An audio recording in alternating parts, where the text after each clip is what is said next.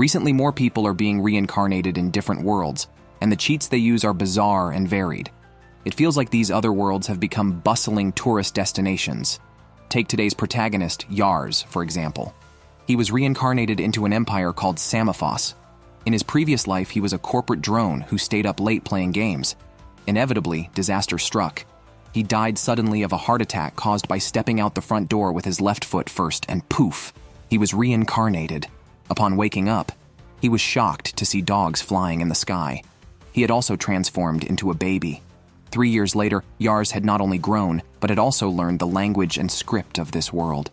He discovered it to be a world of swords and magic, which had experienced conflicts among 7 kingdoms. Now it was united under the rule of Samophos. Yars was the eldest son of a minor noble family. Although there was no modern technology, being a noble meant he had plenty to eat and drink. Yars discovered he possessed a unique skill not common to others. He often went to watch the soldiers train at his family's training ground. His skill was the identifying eye. He noticed a soldier who used a gun was better suited to archery, so Yars suggested he switch to a bow. This soldier had never used a bow before, but tried it under Yars' expectant gaze.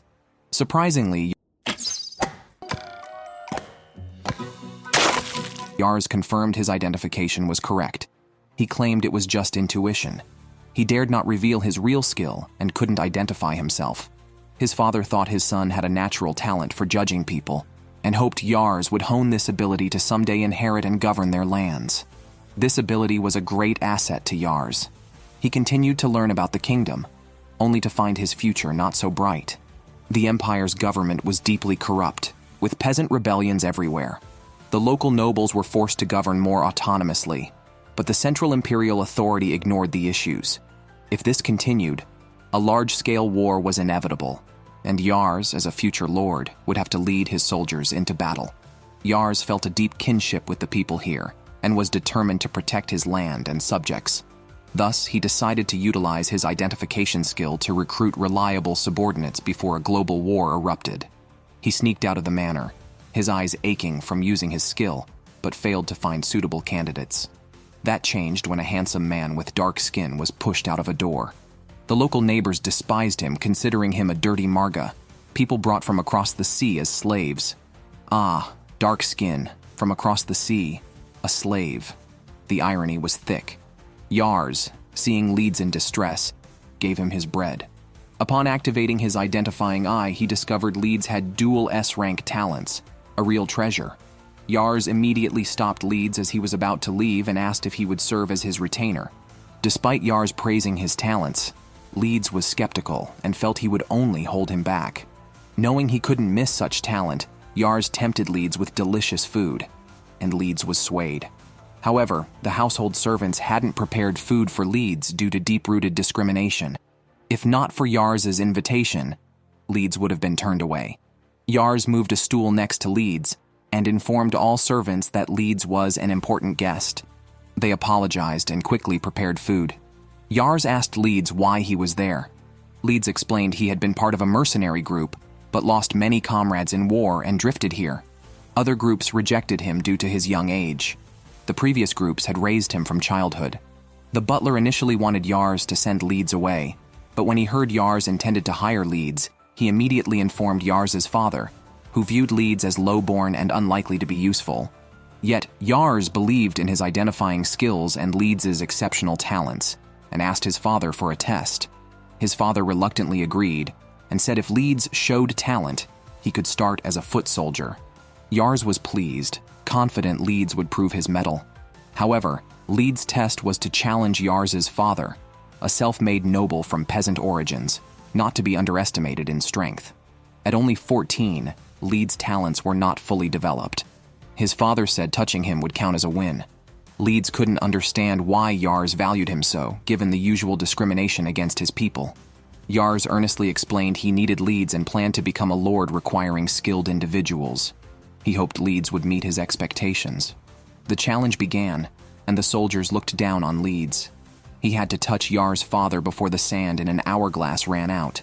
When the father made his move, Leeds realized the difficulty. His strength was formidable. Yars worried about Leeds, but soon heard soldiers changing their tune. impressed by Leeds who withstood a full-force attack, a feat they couldn't achieve even when the master held back. Leeds couldn't land a hit, but remembering Yars' hopeful look, stood up again.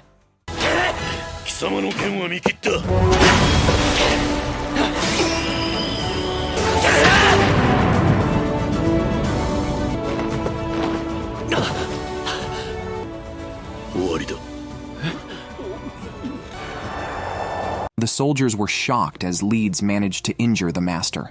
After this battle, Leeds not only earned his stay, but also changed perceptions. Yars' father recognized his son's talent for finding skilled individuals and believed Yars would surpass him. Leeds not only became a soldier, but also volunteered to be Yars' personal butler, believing he would have died in the streets without Yars' intervention. Kneeling, Leeds pledged his loyalty to Yars. After joining Yars' family, Leeds was not immediately sent into battle, but stayed by Yars' side to care for him and receive education together. Leeds' intelligence grew rapidly. Once the family understood Leeds' character, they quickly accepted him without prejudice. Leeds now also studies with Yars, learning about the world's background. The empire has been unified for over 200 years, but the current emperor is just an 8-year-old puppet. The power lies with ministers obsessed with factional struggles. The empire is increasingly corrupt, and rebellions are rampant. Therefore, regional lords are starting to strengthen their autonomy. Currently, the conflict is minor, but Yars' father has already been forced to fight. From Yars' modern perspective, a world war seems inevitable. However, Leeds believes that if a world war starts, it will likely erupt in their state because the current governor is very old and might not last a few more years.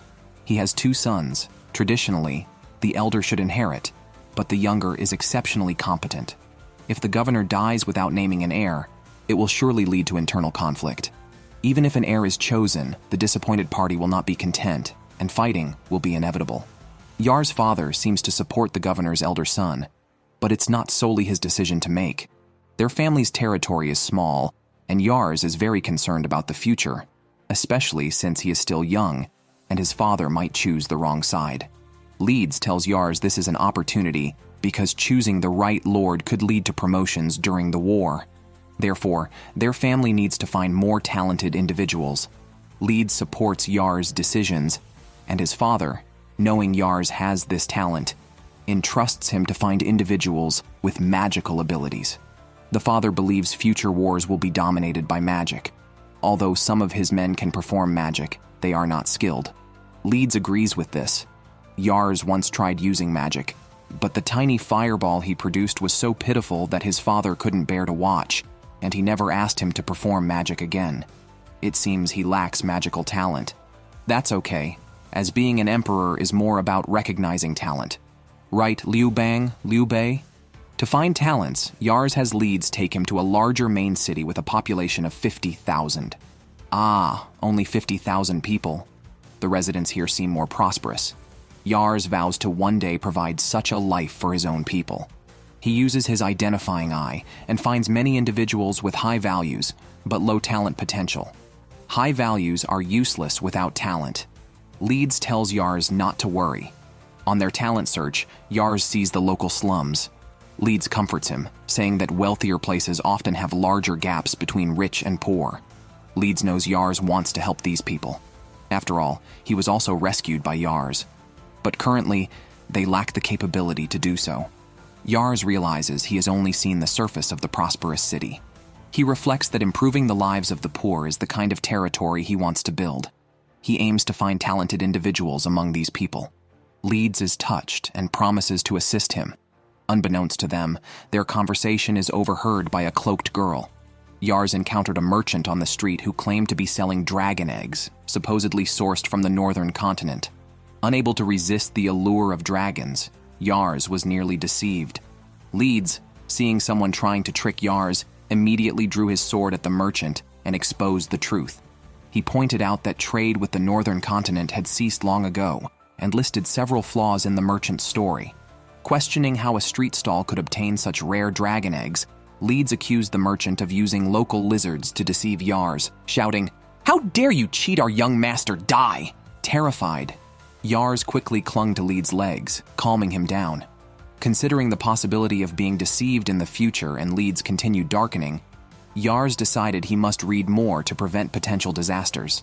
While resting, Yars planned to buy some desserts, but a cloaked girl snatched his wallet. Leeds immediately chased after her with Yars, pulling off the thief's cloak to reveal a girl named Charlotte, who then ran into an alley and was surrounded and beaten by local thugs. Arriving at the scene, Yars tried to intervene, but when the thugs attempted to attack him too, Leeds knocked them down, and they fled. Yars noticed Charlotte's panel showing an S-grade magic qualification and martial values higher than his father's. Despite other low qualifications, her magic talent was overwhelming. Leeds demanded the return of the wallet, but Yars, seeing her potential and understanding her tough life, offered her a salary and a better life if she joined them. Charlotte, however, questioned their moral standing, reluctant to protect the lavish lives of the privileged. Yars spoke of his vision for a territory where the poor could live securely, but Charlotte countered, asking when this vision would be realized, as people like her suffered from cold and hunger. She accused Yars of pretending to be good.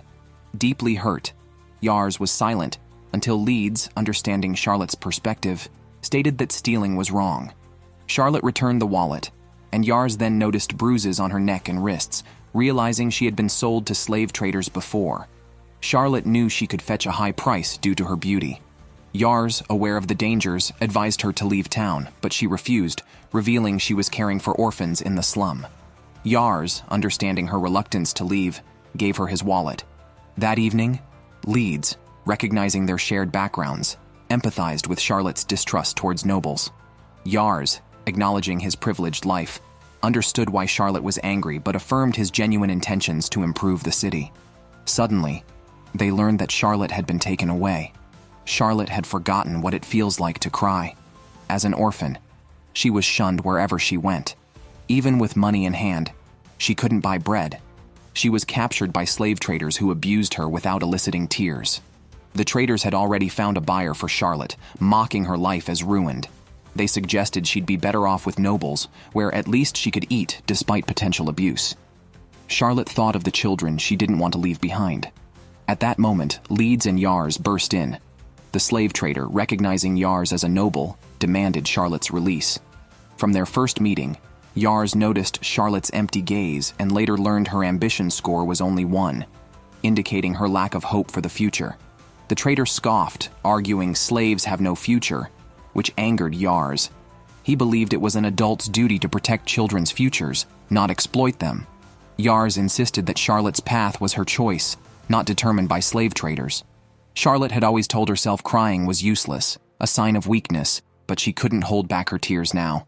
The slave trader, initially cautious around noble Yars, now ordered his men to drive Yars away. Leeds stepped forward, angered by those upsetting Yars, and quickly subdued the group with his superior strength. Charlotte was stunned by Leeds's power. The trader, with some influence, called out a former captain of the guard. Yars checked the captain's stats and reassured Charlotte. Leeds, usually gentle around Yars but fierce towards his adversaries, silenced anyone who dared oppose Yars. His talent quickly defeated the captain. The desperate trader, knowing slavery was allowed here, heard Yars offer to buy Charlotte's freedom. Leeds warned that they could just take Charlotte, but that would ruin the trader's reputation.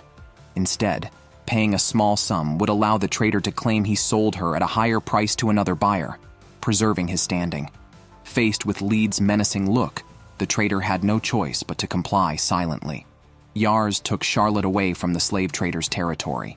Seeing the children in front of her, Charlotte felt an unprecedented stirring in her heart. She led Yars and Leeds to a place. Watching Yars climb the hill with his short legs, her smile grew more tender. This place overlooked the entire city, and Charlotte loved to view the scenery from here. She revealed this place to Yars because she wanted to know why he aspired to create a city where even the poor could live well. Yars said he loved children. Although he was just a child himself, in his past life, when he felt tired from working hard, children's smiles healed him. He simply wanted to protect their innocent smiles and hoped his citizens would aspire for a happy future. As the city's future ruler, that was his goal, to create a place where everyone could be happy. Seeing Yars's embarrassed look, Charlotte decided to leave with him to ensure the orphans also had happy lives. She decided to help Yars achieve his goal. At that moment, Leeds pulled out a magic testing tool he had just swiped from a store. He trusted Yars's judgment, but wanted to witness Charlotte's power firsthand. Charlotte was nervous as she had never used magic before and didn't even know how to cast spells. Leeds guided her while Yars, having little experience with magic, was curious about how powerful an S-rank magician could be. As Charlotte raised her hand,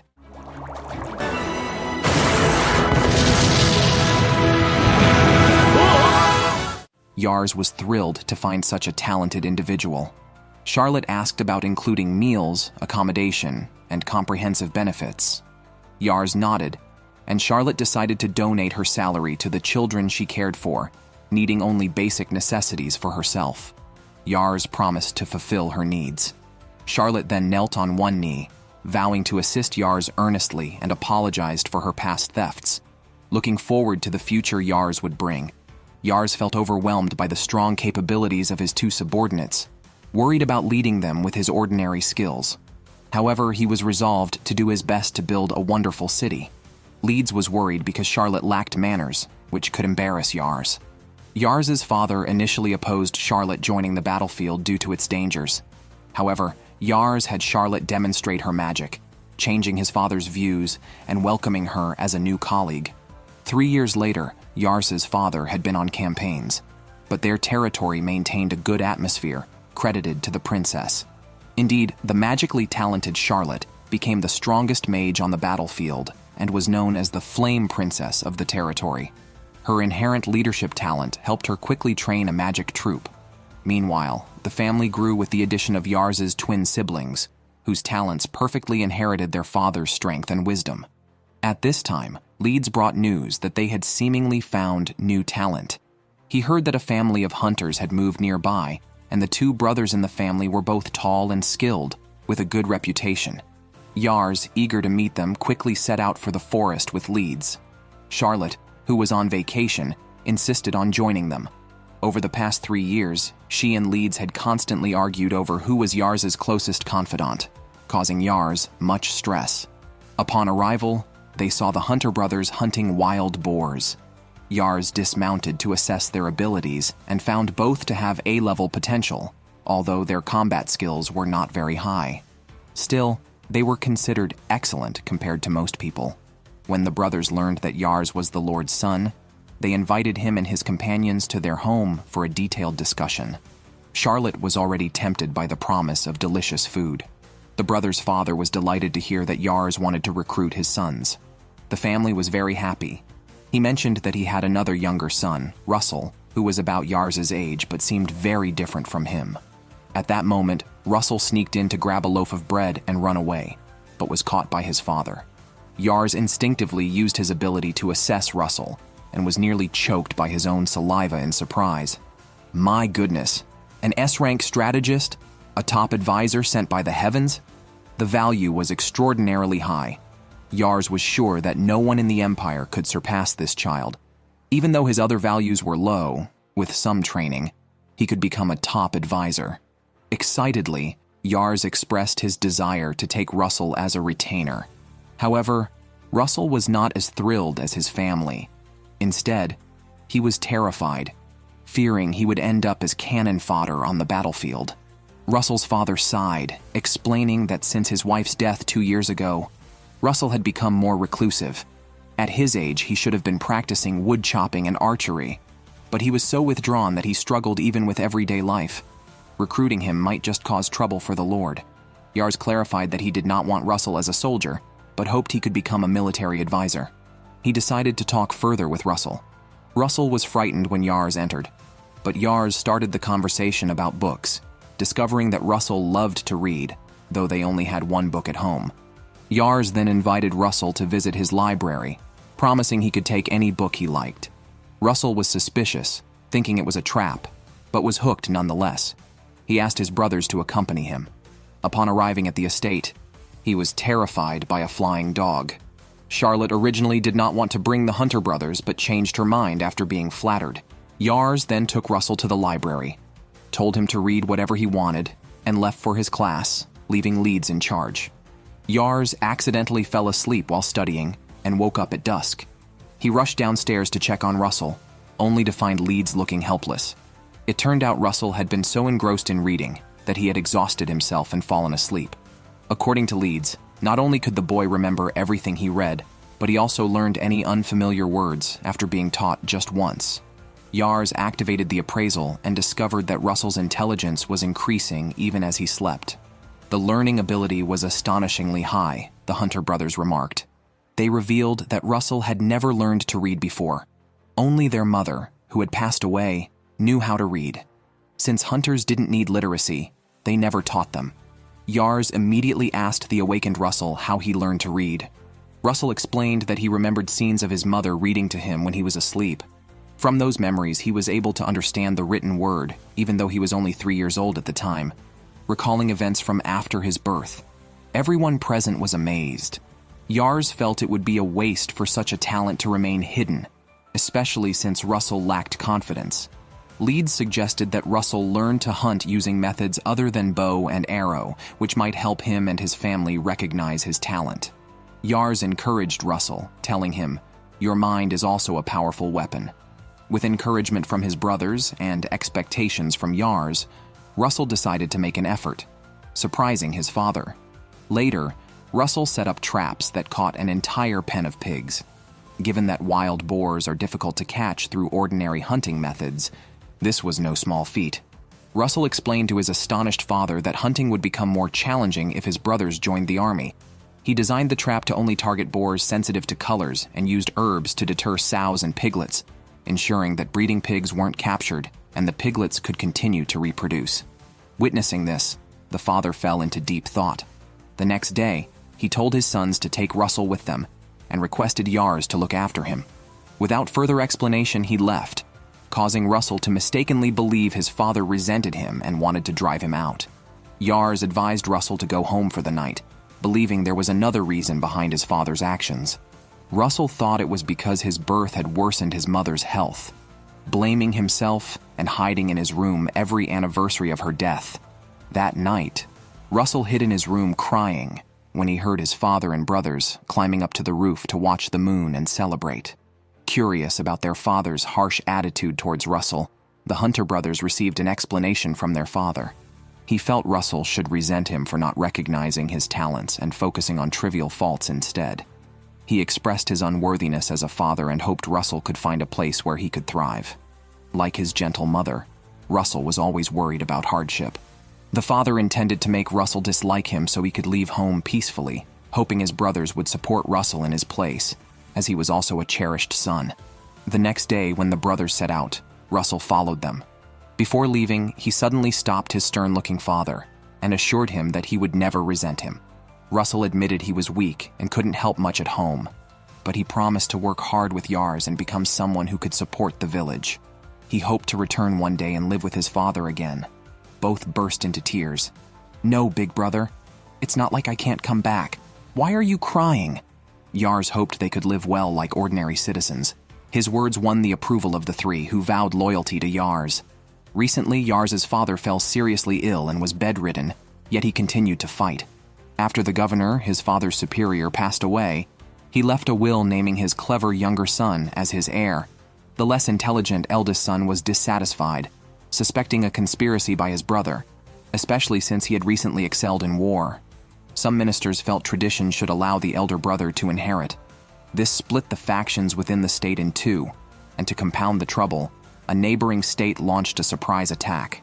Yars, gritting his teeth, knew he had to face the battlefield.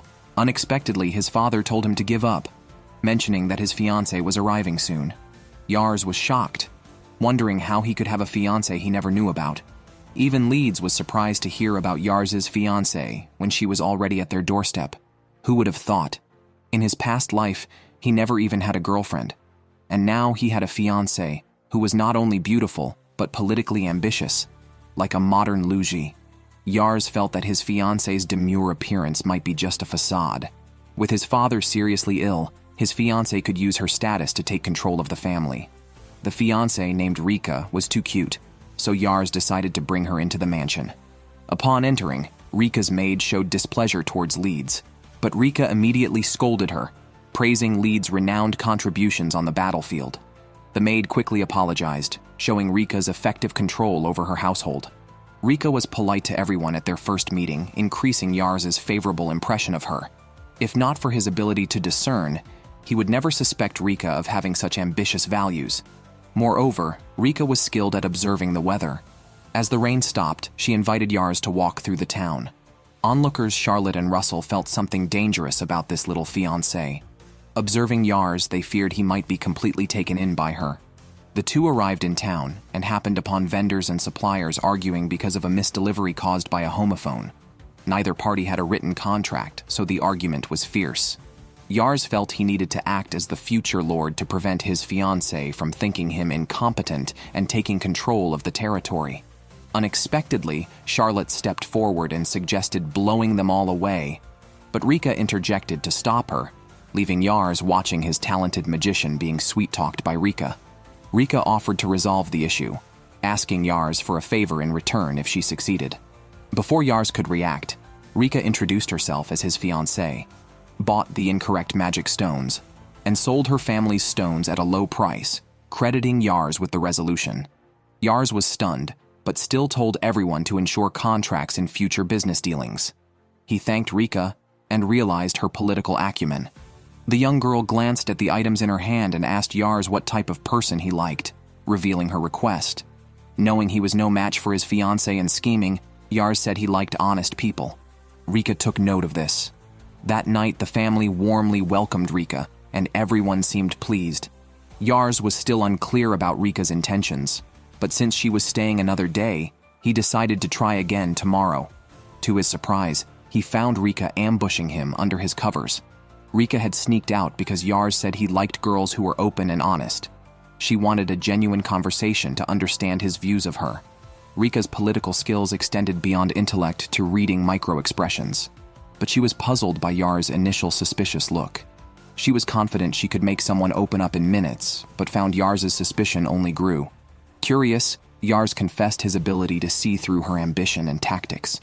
Rika then shared her ambition to make the one she admires like her back.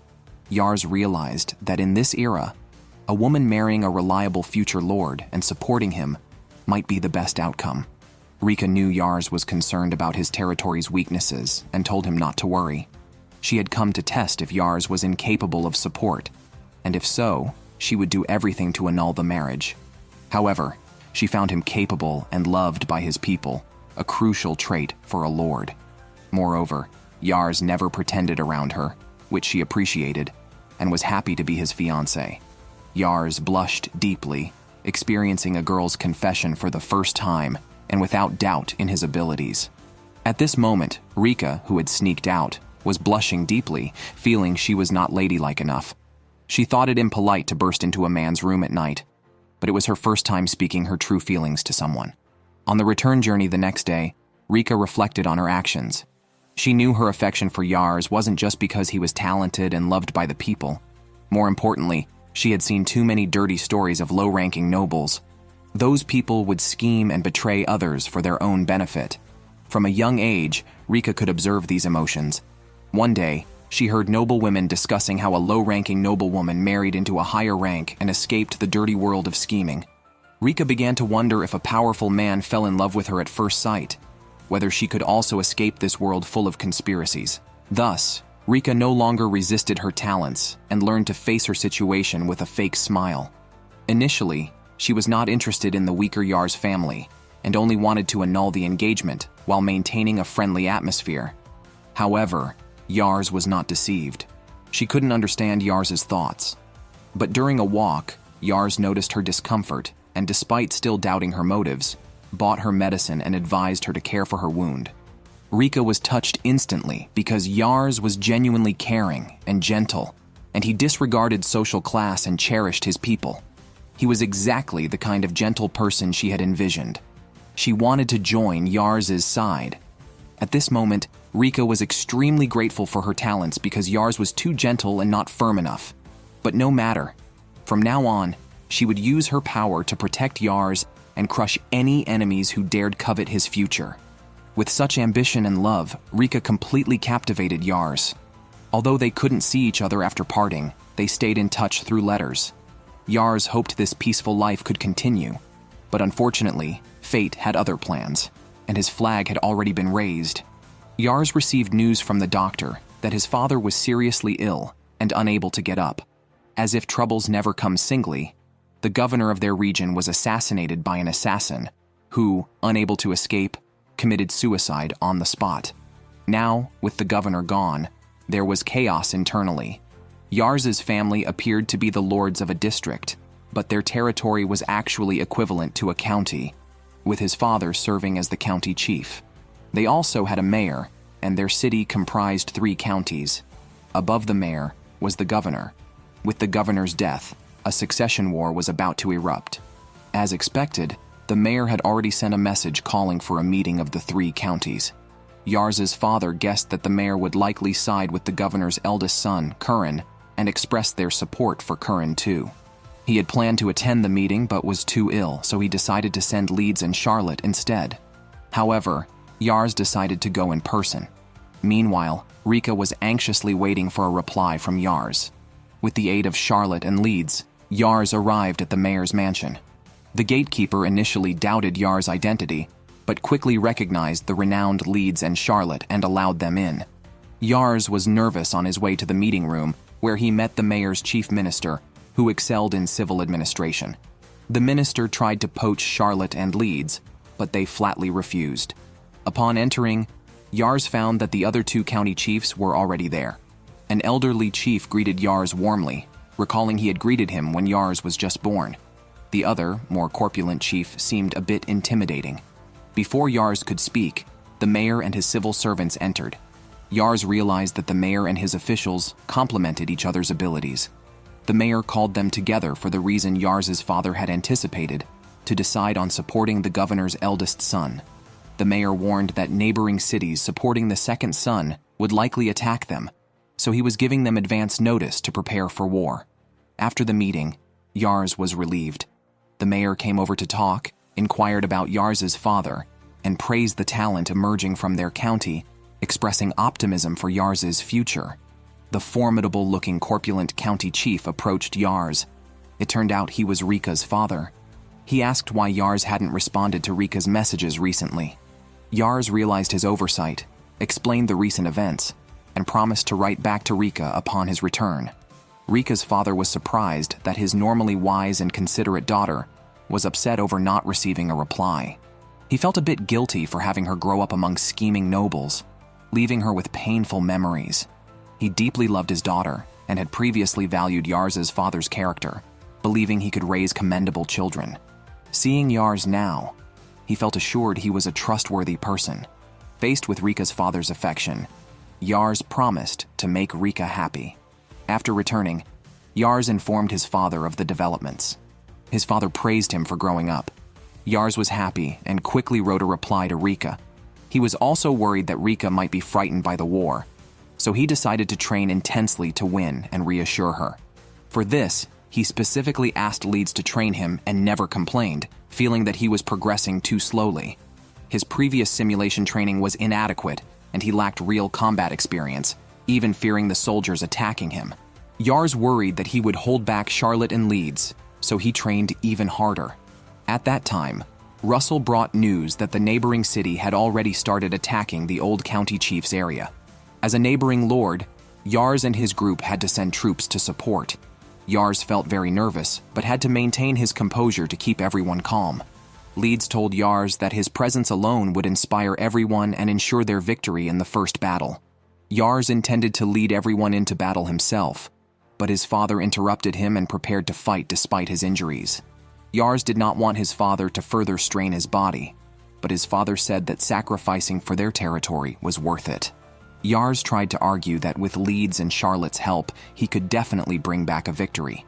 However, his father said that Yars did not have the eyes of a warrior and ordered a criminal with many crimes to be brought out for execution in front of Yars. If Yars could watch without changing his expression, he would be allowed on the battlefield. The criminal boasted about how many children he had killed and how much he enjoyed seeing their fear. At that moment, Yars's father executed him. For someone who had reincarnated from the modern world, Witnessing a beheading was unbearable. His father said this was normal, and that he could not let someone who had never faced life and death go to battle, where a moment's hesitation could be fatal. So, his father led the troops into battle. Yars wept in the rain, feeling that he still knew too little about war. The enemy's numbers were double theirs, but Yars' father led his troops to break through the enemy's fortress successfully, but he also fell gravely ill. The war lasted a month, and when his father returned with the troops, he could no longer walk and was carried by the soldiers. Yars' mother and twin siblings were very sad, and Yars could only force a smile. His face still bore injuries from training. Leeds said that Yars' father was very tired from years of war. Yars felt that it was his unreliability that forced his father to go to battle. Russell and others quickly tried to convince Yars that it was not his fault, but Yars had already devoted himself entirely to training, and Charlotte was worried he might collapse. Unexpectedly, Rika had already arrived with her butler, very concerned about Yars' situation. They had been writing letters recently, and previously Yars would express his thoughts and emotions in his letters. However, since the war started, the content of the letters seemed off. Although there was no significant difference on the surface, Rika could tell that Yars was distracted and unable to feel his emotions, not because she was upset about being neglected, but because she was very worried about Yars' situation. Leeds then revealed the setbacks Yars had faced. He guessed that the execution and not being able to go to battle had hit him hard. Rika felt very guilty, thinking that as a fiancé, she failed to notice Yars' distress immediately and decided to find and comfort him. Upon reaching the training field, she saw Yars training hard, aiming to protect everyone on the battlefield. Rika silently closed the door, thinking this was not the right time to disturb Yars. Just then, a maid came to inform Leeds that Yars' father had awakened. Russell breathed a sigh of relief, but they heard that the Lord wanted to see the three of them first. Charlotte was surprised to see that the Lord did not wear his usual stern expression. He said he was speaking to them as Yars' father, and stated that he was dying soon. He was aware of his physical condition, and recalled thinking Yars was mad when he first brought the three to him. However, he now believed their talents were undeniable and crucial for the estate. He expressed his gratitude for their presence in the family. He acknowledged that Yars was not yet ready for battle, and that managing the estate would be tough. The father regretted not taking Yars into battle while he was still healthy to protect and teach him personally. He hoped they would support Yars, a request from a father. Russell, moved to tears, declared his commitment to support Yars, as did Charlotte and Leeds. Leeds asked if the Lord could speak with Rika. It turned out that the Lord had met Rika once before and was impressed by her intelligence and kindness, prompting him to propose the alliance. Knowing his son's gentle nature, he thought they would get along well, but worried Rika might find their estate too small or his son too soft. Rika quickly reassured him, saying Yars, though gentle and kind, was training hard to be closer to the father he admired. The father was reassured, seeing Rika truly cared for Yars. Meanwhile, the father asked them to call Yars over. After everyone left, Leeds cried in pain, knowing Yars would soon face a separation from his loved ones. Yars arrived with a stack of medical books, hoping his father would recover soon. The father said Yars had grown up and recalled his own aspirations to become a warrior at Yars' age. The father's birthplace was tough, with a harsh lord and suffering peasants. Unable to bear it, he fled at 10 and found work in a town. There, he was inspired by the majestic figure of a warrior and soon became one himself, earning his rank and eventually becoming a lord. He built everything they had now and told Yars not to feel guilty about his illness, which was just part of his life. He entrusted everything to Yars, who, despite his sadness, didn't want to worry his father and took on the responsibility. They talked about Rika, learning that Yars' father and Rika's father were old friends. They talked all night, the father spending his last moments with family. The next morning, Yars' father passed away. At the cremation site, his parents cried uncontrollably. Yars, holding his siblings, told everyone that he would protect the land in his father's place and ensure the people could live peacefully and happily. The mourners at the scene wept, promising their support for Yars. Meanwhile, Charlotte and the others made a firm decision. Although they were talents brought back by Yars, his father had taken great care of them, wholeheartedly nurturing them and preparing a path for his son. No one anticipated that this funeral would mark the beginning of a legend for the Yars family. Regarding the assassination of the governor, rumors suggested it was an act of power by the governor's son. The female adventurer at the tavern seemed particularly interested in this. 3 months after Yars's father passed away, Yars gradually adapted to managing their estate with the help of advisors in Leeds. The mayor announced to everyone that Yars would inherit the lordship.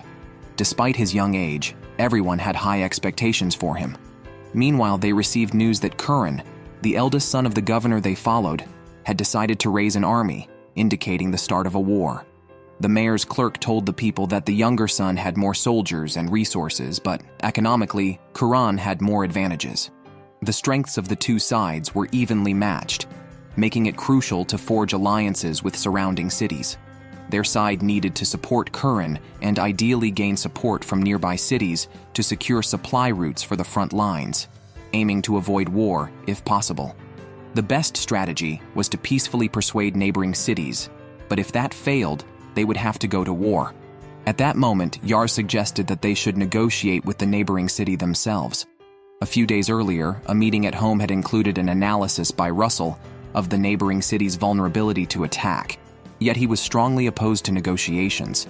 Russell and Leeds suspected some hidden complications that could lead to severe losses if they attacked rashly. Therefore, Yars prepared to gather intelligence in advance, and Leeds suggested hiring mercenaries, offering to find contacts.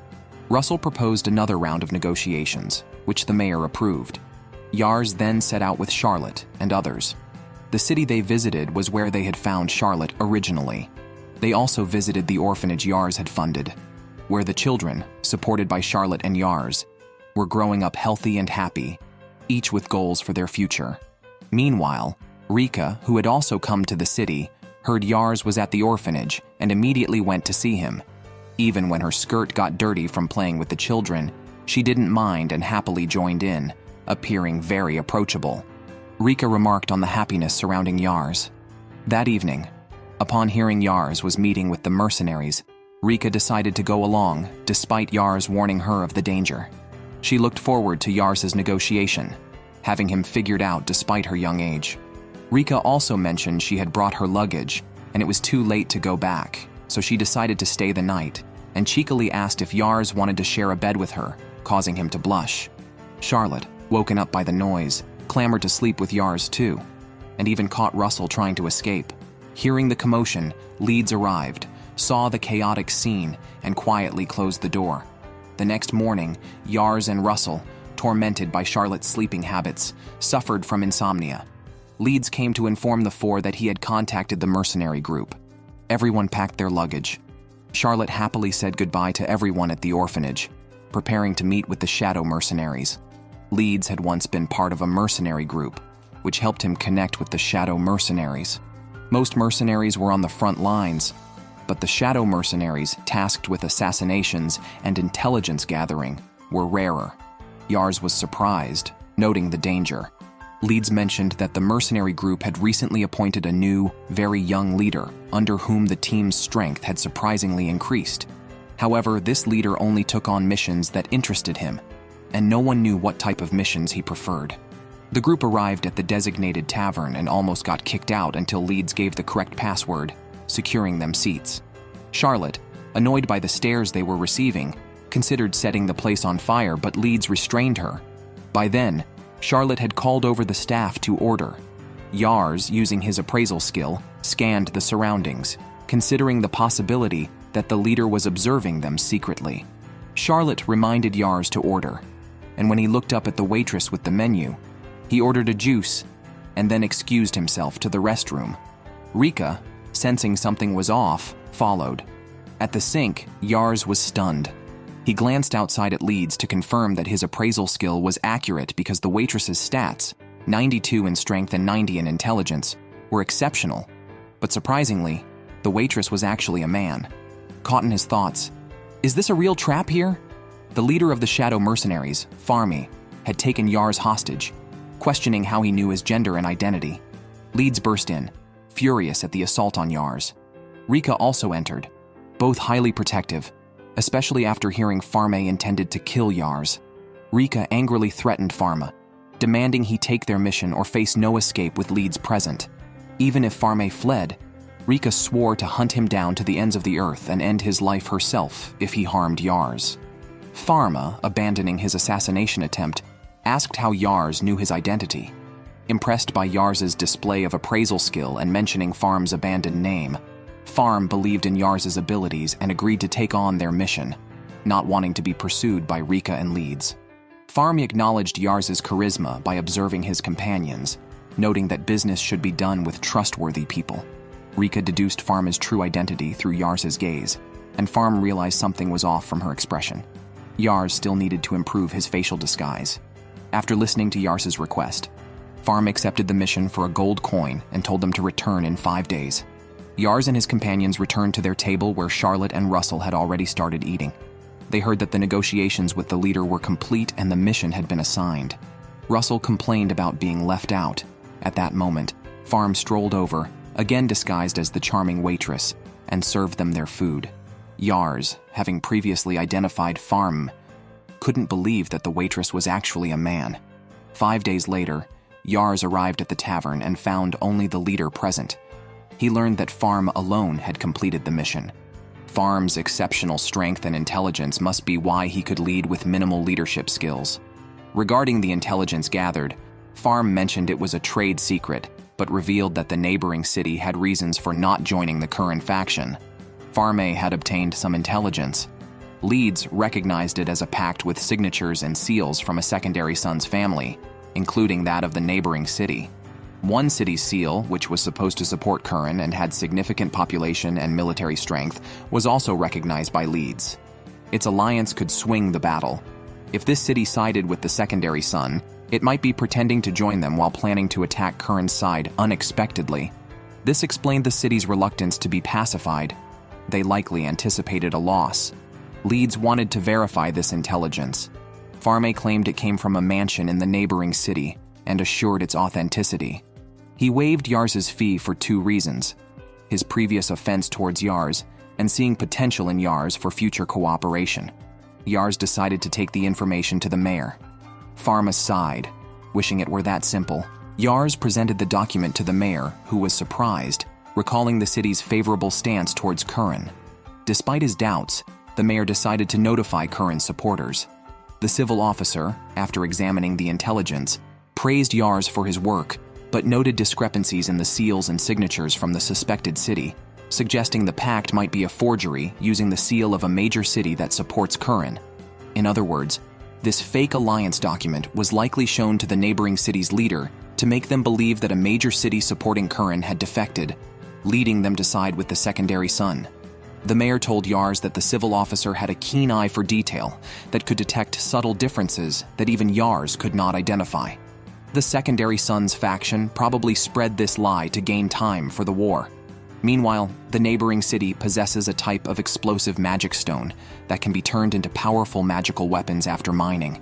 This is why they deceived the neighboring city, allowing them to freely mine and acquire equipment. Russell suggested informing the neighboring city about this, as geographically, they should be allies but were deceived by the secondary son's faction, unable to see a path to victory, and thus switched sides. However, negotiating this would be a different matter. Thus, Yars and 2 others went to the neighboring city, falsely claiming they wanted to join their camp and that another major city had defected. Upon receiving this news, their leader decided to also defect, willing to follow the side likely to win. The leader of the neighboring city, impressed by Yars, agreed to help plead his case and invited Yars to join them. At this point, Yars asked a critical question. How could they be sure the signatures on the alliance document were authentic, especially since they had not even met the leader of the major city? Realizing something was amiss, the neighboring city's leader immediately called soldiers to prepare for action. Leeds blocked the attack with his cloak, and Yars called forth the leader of the major city to have both parties talk directly. Just a few days earlier, Russell had suggested they directly ask the leader of the major city about the pact. The leader confirmed he had never signed such a document. Yars then explained how the neighboring city had been deceived and disclosed his plan to feign surrender to infiltrate and seek a chance to negotiate. Angered by the forgery of his seal, the major city's leader even declared he would personally attend the negotiations, affirming his unwavering support for Curran. The neighboring city's leader, worried about having already betrayed Curran, feared Curran might not accept them back. The major city's leader was uncertain whether Curran would accept their allegiance now, but confirmed the alliance document was fake. Even if the neighboring city's leader wanted to struggle longer, geography already determined they could not win. Finally, persuaded by rational and emotional appeals at a major meeting, the neighboring city's leader hesitated. Yars stepped forward to persuade him, stating that no one is faultless and that peacefully resolving the situation was best. He hoped the neighboring city's leader would join them. The major city's leader praised Yars for his intelligence, remembering him as a talented individual and expressing hope for future collaboration, although he mentioned Yars needed to improve his acting skills. After the negotiation, the neighboring city joined the team and gained the opportunity to mine magical stones. Yars remarked that without Leeds and his team, they would not have succeeded. At that moment, the maid announced that the mayor of their city had arrived. The mayor told Yars that Curran wanted to meet him. Yars was very nervous. As a newly appointed county magistrate, he felt daunted at the idea of meeting the governor's son. However, he was given no chance to refuse, and they were already taking him to meet Curran. With no other option, Yars reluctantly agreed. Meanwhile, Charlotte was still searching for clothes to wear to the banquet when she was informed that everyone had already left. Yars was very anxious, but the carriage had already reached the coastal trade city. Yars hoped that one day his own city could be as prosperous, but first, they had to make a name for themselves at this banquet. During the evening banquet, the appearance of Yars, a child, drew everyone's attention. Many nobles were curious about who Yars was. The mayor of Yars's city, who was well liked, was invited to talk by many nobles. The mayor quickly called Yars over and introduced him to the other nobles. At that moment, Curran stepped forward, and the other nobles bowed their heads. Yars discreetly checked Curran's stats and found them impressively strong, indeed capable of governing the region. However, Yars had heard that Curran's younger brother was even more outstanding. One should not judge solely by stats. It was possible that the younger brother was being unduly elevated or Curran unfairly demeaned. Curran then dropped a bombshell. He first explained that his brother had waged war against him, the rightful heir, causing regional chaos. He mentioned that their current empire was plagued by corruption and expressed his intention to defeat his brother and unify the state. He then announced the creation of a new nation. The nobles below buzzed with discussion. Curran said that everyone present was a trusted talent and believed that they all had aspirations to achieve great things. He then introduced a recently accomplished talent, and that was Yars. Encouraged by Leeds and his team, Yars stepped up to the stage. Curran introduced Yars to everyone, highlighting his recent achievements, exposing the enemy's forged documents, persuading a city to surrender without war, and stressing that age is not an issue. Yars was recognized as an outstanding talent. After the ceremony, Leeds wanted to get some food for Yars, but found him overwhelmed with social duties, unable to even eat. Yars wished to step outside for a break, reflecting on the necessity of mastering both governance and social skills to be a competent lord. Unexpectedly, Curran approached Yars for a private conversation, having heard of Yars's keen judgment of people. Yars admitted that his strength lay in his team, not himself. Curran then asked which of their subordinates were better. Yars had already observed that Curran's team lacked outstanding talents. Curran didn't get upset at Yars's honesty. Instead, he agreed, acknowledging that his team, while dedicated, lacked exceptional skills, which could make winning the war challenging. He mentioned his brother had many capable people, despite Curran's advantages in troops and finance. Pleased with Yars's candor, Curran saw him as a top talent and held high expectations for him. He promised Yars the position of county magistrate if they won the war, replacing the current mayor, whom Curran planned to assign to a larger territory. Yars nearly choked on his food when Curran jokingly suggested recruiting from his team.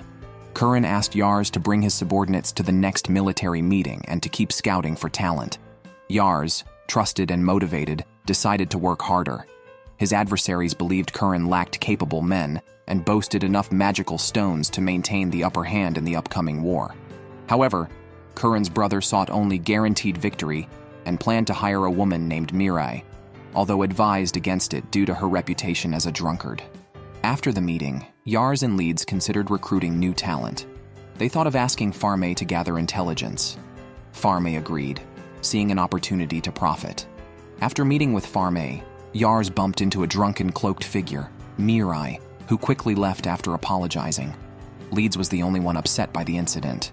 Mirai entered a tavern and recognized Farme as a man, asking him for a job that provided room and board despite her unreliable reputation. Farme hired Mirai even after his team advised against it, willing to give her a chance to prove herself. This guy keeps delivering the wrong dishes and drinks continuously during work hours. However, Farme is not upset at all. He keeps pretending to be a gentle receptionist and even chats with Mirai about her past. Mirai insists that Farme is definitely a man, but since he's so cute, she shares her story. She mentions having a good-for-nothing brother. Together, they once assisted an old man who recently passed away, the governor of Yars' state. Mirai, naturally disorganized, regrets the old man's death, but finds staying in one place boring. So she started wandering to experience different foods and lifestyles. After hearing Mirai's story, Farm decides to introduce her to Yars. Yars didn't expect to meet her the day after giving the assignment and recognizes her as the drunk who bumped into him. Yars is surprised, and Leeds skeptically asks Farm if he just brought someone random. Farm thinks her abilities are not far off from Leeds's. Mirai, finding Yars quite cute, asks if he wants to hire her. Yars decides to check her stats first and finds all her attributes above B, with many an A and S, making her a walking monster of talent.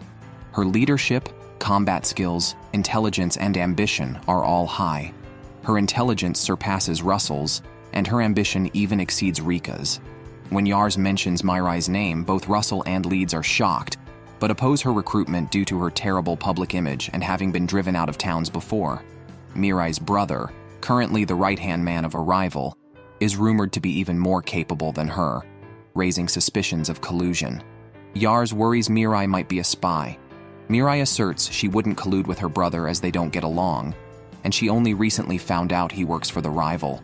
Leeds and Russell remain skeptical. Mirai asks Farm if he really thinks they would hire her. Farma looks at Yars, who decides to take the risk despite not knowing what Mirai's ambitious nature might bring, or if she might betray them. Her abilities are so strong that Yars wants her on his team despite the risks. However, hiring Mirai leads to continuous problems. Leeds and Russell express that she is truly unreliable, sleeping and drinking during soldier training. When asked to guide Russell, Mirai sends him running instead. Before Yars can suggest Mirai might have her own methods, an explosion occurs outside. Mirai had Charlotte demonstrate magic, resulting in a blasted courtyard. Yars asks them to consult him before any such activities in the future, but finds everyone complaining about Mirai. From soldiers to maids, all express she has caused trouble. Yars, feeling helpless and seeing no immediate solution from Mirai, considers he might have to encourage her to change if she continues to disrupt everyone. Mirai scratches her head. Although she receives many complaints, she doesn't really want to leave because Yars is one of the few people who has recognized her abilities since the old man. Mirai suggests she is better at practical combat and proposes a simulated battle. If she wins, everyone will acknowledge her. Leeds, unable to stand it anymore, immediately agrees to this condition. Yars has a bad feeling about this. On the day of the mock battle, Rika comes to watch the excitement. Seeing Mirai getting close to Yars, Rika smiles meaningfully, giving Yars an uneasy feeling. He quickly explains the rules of the competition. Each team leads 50 soldiers and operates in the eastern forest until sunset. The victory condition is to defeat the most soldiers or capture the enemy's leader for an immediate win. The use of fire magic is strictly forbidden, but there are alternative magic potions for sound and light.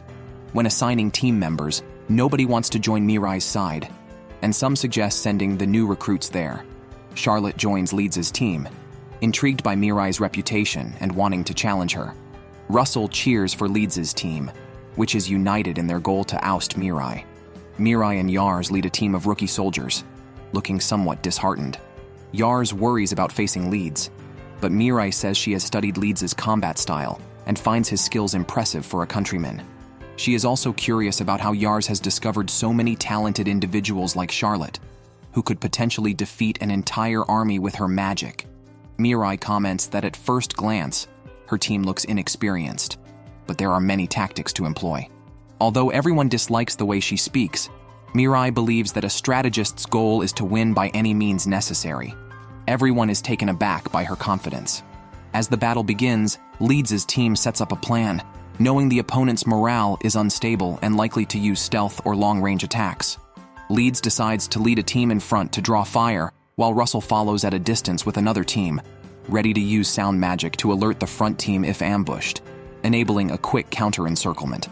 Leeds' leadership unifies his team. During the operation, someone triggers a trap and they rush to find a mage who claims to defect from Leeds' team. The mage offers to reveal Mirai's battle plan, suggesting she anticipated they would split into two teams and plan to lure Leeds into a trap by making soldiers shout, then ambush them and capture Russell to win.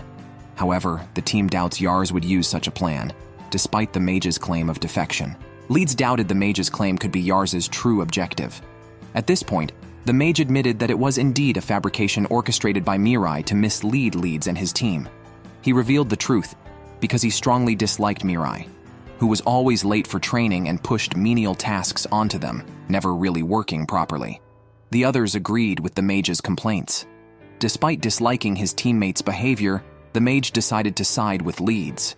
He disclosed Mirai's actual plan and asked everyone to pretend to be under a spell. He indicated that if his sound magic was not used, it meant their plan had failed. He urged Leeds to ensure Mirai was ousted for Yars' sake and handed over his magic wand to Leeds. As soon as Leeds received the wand, he ordered the mage to be captured, suspecting the wand was a trap. Indeed, the mage had another small wand, and Leeds realized this was a lure to bring them there and notify Mirai using sound magic. Under threat, the mage confessed. With no sound magic signal, Leeds decided to proceed with the next steps. Their troops began moving swiftly, with the adjutant worrying whether Russell's group could keep up. Leeds' team soon encountered Mirai's group, only to find they were decoys with only Yars and Mirai present. Leeds was furious, believing Mirai had put Yars in danger. However, Mirai, confident in her agility and stance, picked up Yars and ran. Leeds, enraged, chased after them with his team. Mirai carried Yars, fleeing as the soldiers chased them intensely, falling into the trap. Soon, the first group of soldiers triggered a trap, and even Leeds was caught but quickly escaped, charging forward like a berserk warrior. Despite Yars throwing a sonic grenade under Mirai's command, Leeds covered his ears and led his soldiers forward again, terrifying Yars with his ferocity. As Leeds nearly caught up, Rika, seeing Mirai intimately carrying Yars, couldn't help but cheer loudly for Leeds to oust Mirai first. The butler was shocked, questioning if this was the same gentle and kind young lady. Meanwhile, Yars' brother realized something was off. Where were Yars' soldiers?